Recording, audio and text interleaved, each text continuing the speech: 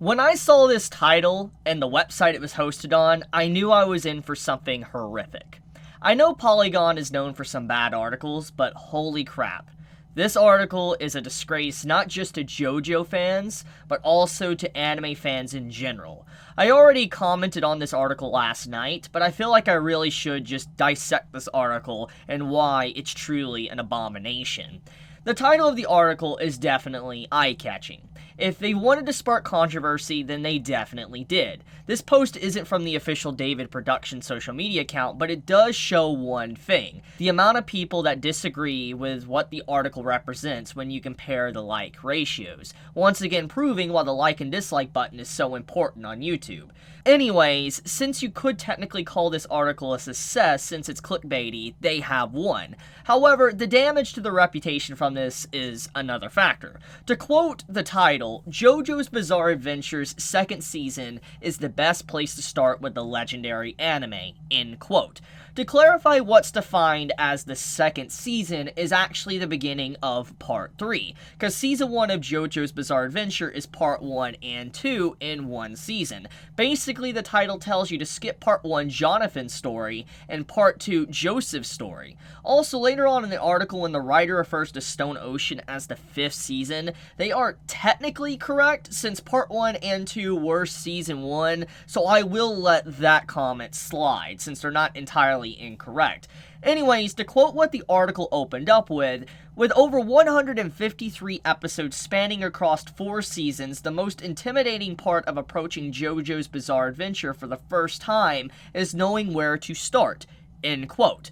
Oh, that's an easy one. I can answer that for you. You start on episode 1 or chapter 1. That's why they're called seasons or parts.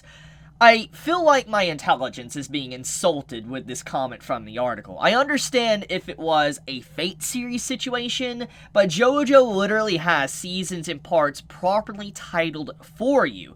To quote the writer again, with the first 12 episodes of the 5th season, JoJo's Bizarre Adventure Stone Ocean, set to premiere on Netflix tomorrow, viewers new to the series understandably might feel a bit lost when it comes to wading into the wacky, hyper-violent, and occasionally spooky misadventures of the Joestar family, end quote.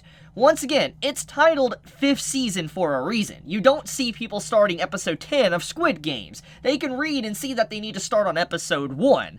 Also, all of JoJo is on Netflix, so there's no excuse for not seeing the big 5th season on the series when you click on it. Continuing on though, luckily, you don't need to worry with JoJo. Each season of JoJo's Bizarre Adventure tells a relatively self-contained story, with only a handful of characters reappearing throughout one-off cameos or as supporting characters to each season's main cast of heroes. That means you could conceivably jump into the series during any season, even technically Stone Ocean, at the risk of only missing a handful of details here and there. First off, no.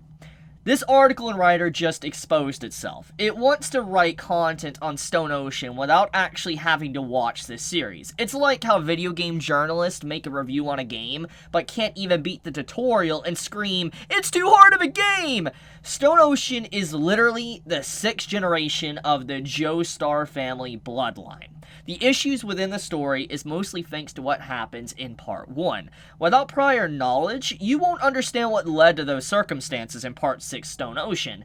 I know our attention spans seem to be getting shorter in this era, but holy crap, this is an entirely another level.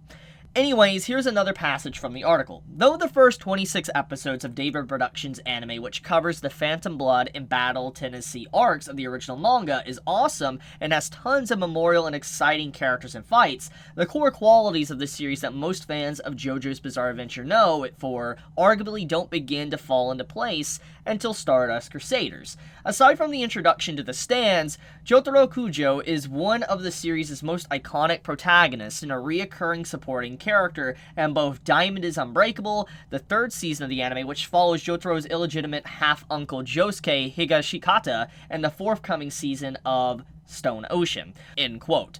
Okay, I know it's opinion based on what's defined as iconic, so I won't argue on that point, but the problem is that you completely forgot about Joseph Joestar, that also has a huge impact through Part 2, Part 3, and Part 4. He is literally the cause of why Part 4 even happens to begin with. Many hold Joseph up higher than Jotaro as well, but once again, this is opinion based. Overall, the article is an insult to everyone's intelligence and also an insult to anime and manga fans. To summarize in simpler terms, imagine skipping all of Naruto till the Great Ninja War, aka the final arc of Naruto, or better yet, imagine skipping the first 13 volumes of Berserk, the Golden Age arc, and start reading from there. That's what this article is telling people to do with JoJo's Bizarre Adventure. If you can't devote enough time to start from episode 1 or chapter 1, don't start the series. This is not a episodic series. This isn't a series that has its own self-contained stories by episode. It literally is a legacy, a generational legacy from the next main person in the bloodline to the next. It is not something you could just skip to season 5 of. But anyways, I'm going to leave it at that. If you enjoyed the video, please leave me a like. If you want more content from me in your YouTube feed, then please subscribe. I love you all, and be safe. Chibi out.